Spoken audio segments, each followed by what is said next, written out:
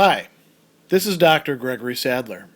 I'm a professor of philosophy and the president and founder of an educational consulting company called Reason.io, where we put philosophy into practice. I've studied and taught philosophy for over 20 years, and I find that many people run into difficulties reading classic philosophical texts. Sometimes it's the way things are said or how the text is structured. But the concepts themselves are not always that complicated, and that's where I come in. To help students and lifelong learners, I've been producing longer lecture videos and posting them to YouTube. Many viewers say they find them useful. What you're currently watching is part of a new series of shorter videos, each of them focused on one core concept from an important philosophical text. I hope you find it useful as well.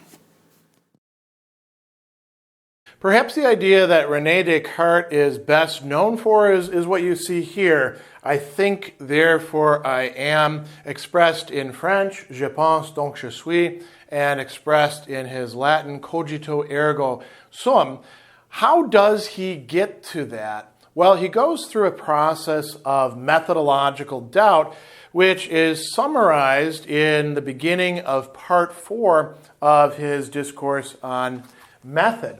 And whether we look at this work or we look at the longer meditations, we see that there's a kind of progression that Descartes is going to follow. And he thinks that it's very important that we clear away our previous sets of beliefs, and that's what methodological doubt is designed to do. He doesn't use the term methodological here, but that is something that it's come to be called. And what does he do? He says, I'm going to reject everything that is dubitable, everything that I can possibly doubt. And he says, I'm not going to do this with morals, that we've already talked about that in the provisional morality, but he says, I wanted to concentrate on the pursuit of truth, so I decided to reject as completely false everything in which I could detect the least doubt. So he's not going to go by probability. He's not going to say, well, generally, for the most part,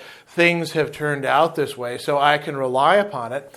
He's saying, for once in my life, I am going to engage in this rigorous, scorched earth policy of getting rid of everything, anything that can't stand up to complete scrutiny, anything where there could be an exception, anything where I could potentially be wrong. As it turns out, that's going to cover quite a lot. He begins by talking about our senses, sight, hearing, taste. These do sometimes deceive us.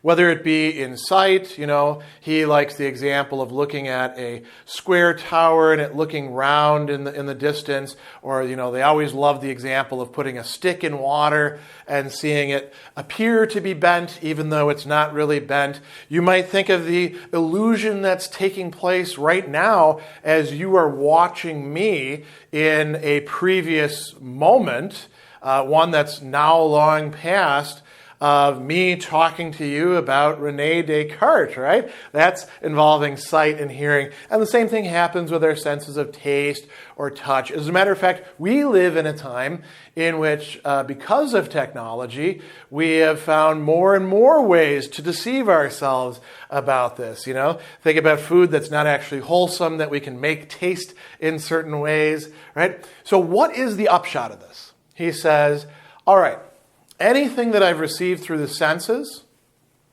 I'm going to assume that nothing is the way that the senses represent things to be. Now, that's more than just saying, I'm going to assume things to be the opposite. So I'm going to assume this thing that I'm tasting that to be salty, to be sweet instead. He's saying, I don't even know if I'm tasting something. I don't know what taste is. I'm not going to make assumptions that any of that has to do with anything real whatsoever. I'm going to suspend assent or suspend belief when it comes to everything that comes through the senses. That's going to cover a lot, as we're going to see.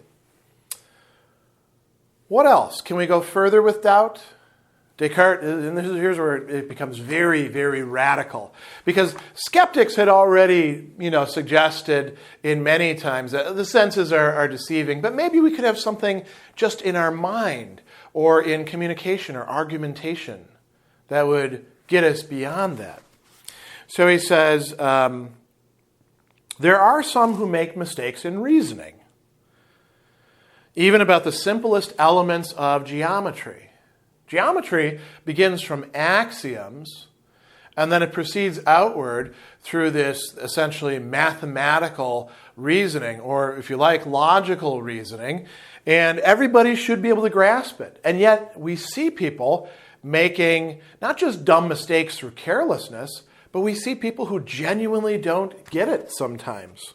He also talks about people committing logical fallacies. Not people just trying to deceive others, by using logical fallacies. They fall into those fallacies themselves, making ad hominem attacks. The fallacies that have to do with parts and wholes like composition and division. We could go on and on and on, right? And he says, I'm not claiming that I'm perfect in this respect. I have made mistakes myself. So what does that mean then?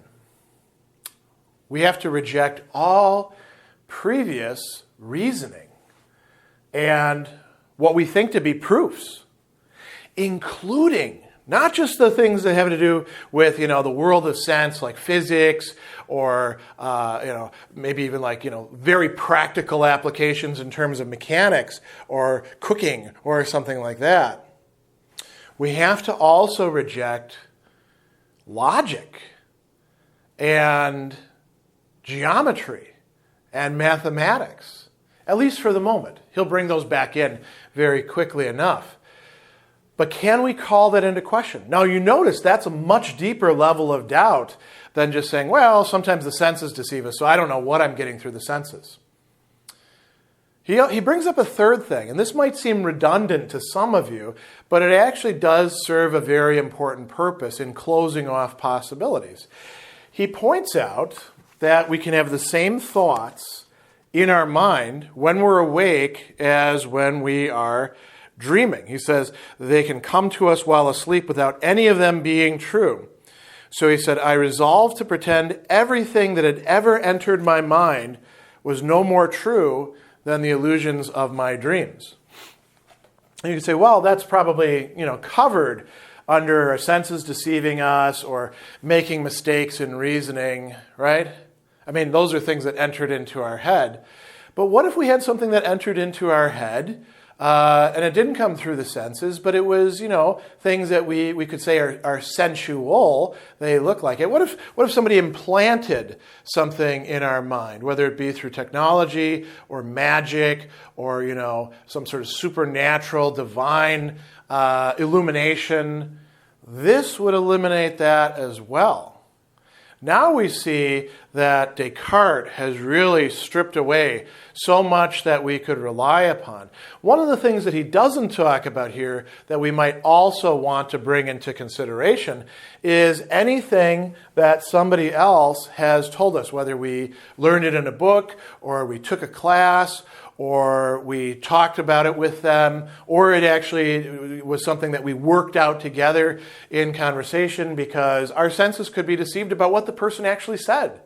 Or if we were following out lines of reasoning, maybe they were actually on track and we got it wrong somehow. How do we know that every time that we add 2 and 2, it's not actually 5 and we're just getting 4 and we happen to be the only person who screwed up about that, but everybody treats us differently? We could come up with all sorts of interesting ideas about that. Descartes doesn't do that here because he's done that in other places. But notice that this hyperbolic or methodological doubt, it has rejected an awful lot, not only of our experiences, but even of our thoughts. Does that mean that we can doubt everything? Here's where we arrive at what Descartes is going to refer to as his Archimedean point, the beginning point that he can use in philosophy. Archimedes had said, just give me a fixed point and a lever long enough and I can move the entire world. Descartes is saying that about the world of thought. So he says, immediately afterwards, I noted that while I was trying to think of all things being false in this way, there was one thing I couldn't think of as false. I exist. Why?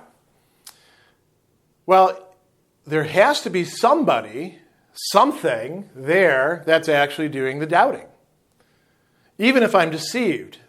Augustine had said this, Descartes says this as well. Even if I'm deceived, I still exist in order to be deceived.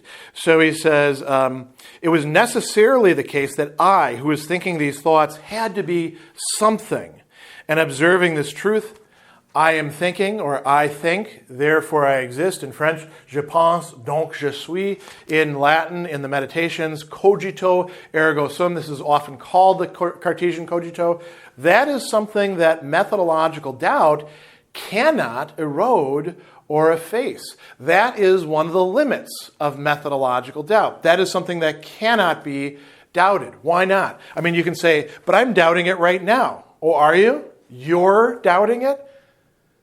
You exist, don't you?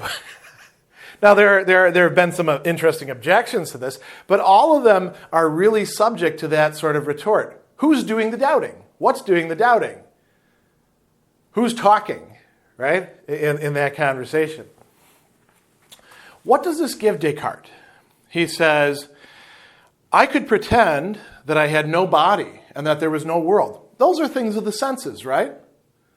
So we don't have to say that everything comes back in because of cogito ergo sum, but we can say I had no body, maybe there's no world, no place for me to be in, but I cannot pretend that I do not exist. Why? He says, it's so secure, so certain it cannot be shaken by any of the most extravagant suppositions of the skeptics. It is clear and distinct, you can say, to use Descartes' criteria. So he says, I concluded, therefore, that I was a substance or a thing whose whole essence or nature resides only in thinking, and which in order to exist has no need of place and is not dependent on any material thing. Now, that is more than just the statement, I think, therefore I exist, but it's coming out of it. And Descartes likewise thinks that ultimately my being and your being a thinking substance is not something that can be genuinely doubted. We can certainly say the sentence, I doubt that that's the case, or other people say different things, but if you follow Descartes' line of reasoning, then it really is something that can't be doubted. There is an issue that I'll bring up in conclusion. Should we say that perhaps we could make mistakes in reasoning about this? Descartes thinks that we don't. Descartes thinks that we cannot. And therefore, we can't actually doubt that I think, therefore I exist, nor can we doubt that we are substances that are thinking and whose essence and nature consists in thinking. So that shows us where the limits do in fact lie.